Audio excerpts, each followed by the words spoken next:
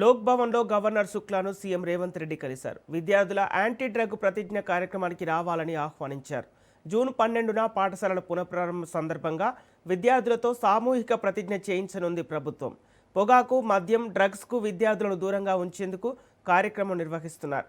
ఈ కార్యక్రమానికి రావాలని గవర్నర్ శుక్లాను సీఎం రేవంత్ ఆహ్వానించారు.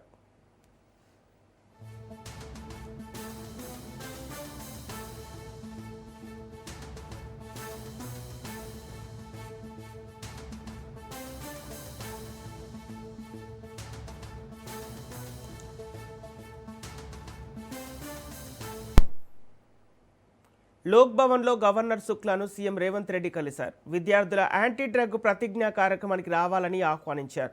జూన్ 12న పాఠశాలల పునఃప్రారంభం సందర్భంగా విద్యార్థులతో సామూహిక ప్రతిజ్ఞ చేయించనుంది ప్రభుత్వం. పొగాకు, మద్యం, డ్రగ్స్కు విద్యార్థులను దూరంగా ఉంచేందుకు కార్యక్రమం నిర్వహిస్తున్నారు.